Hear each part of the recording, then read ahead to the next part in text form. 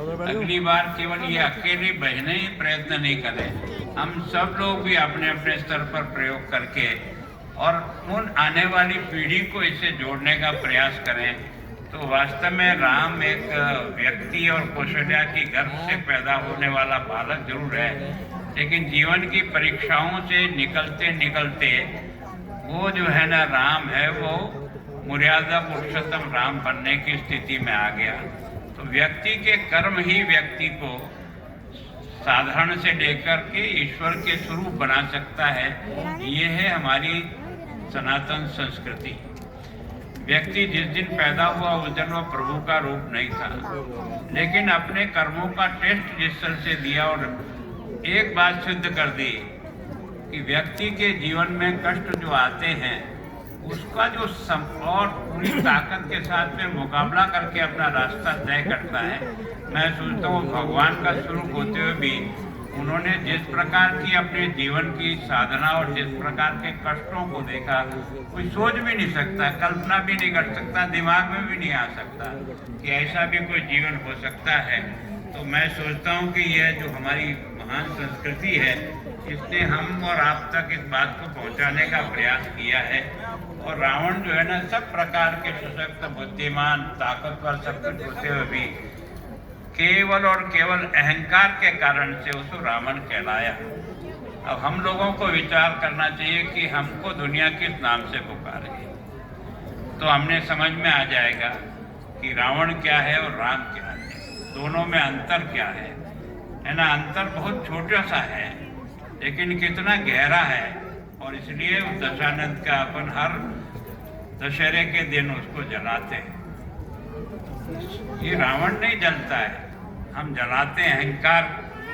और वो अहंकार रावण का ही नहीं जले, हमारे अंदर जो अहंकार है उसको भी अगर उस दिन जलाने का प्रयास करें तो मैं सोचता हूँ वास्तव में भगवान राम के अनुयायी बनने के लिए एक तरह से सक्षम हैं।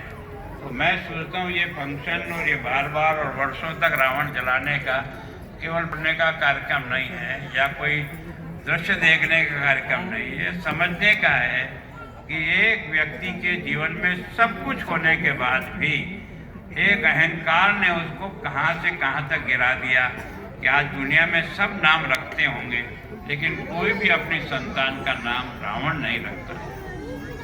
इसका मतलब समझ में आना चाहिए कि ये शब्द केवल और केवल एक छोटा सा अहंकार के भय के कारण से उसका समाप्त हुआ।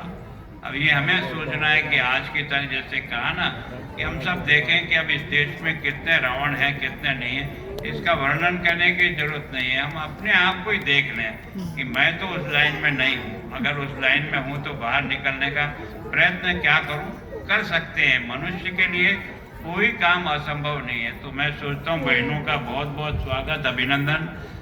और मैंने अरुण जी को कहा था कि हमारी कुछ मजबूरियां हैं कि हम अधिक समय तक कार्यक्रम में रह नहीं सकते हैं और हमें अपने अगले कार्यक्रम के हिसाब से भी दूसरे दिन के हिसाब से भी तैयार रहना पड़ेगा।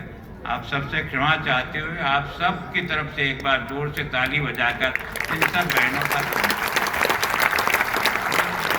जय श्री राम, जय श्री राम, जय जय श्री राम। बहुत शुक्रिया जो है ऑनरेबल गवर्नर पंजाब, जिन्होंने इतने खूबसूरत शब्दों में जो है महिलाओं का हौसला बढ़ाया। और आपका आना अपने आप में एक शुभाशीष इस आयोजन के लिए। और बच्चों की तो कितनी तारीफ हुई कि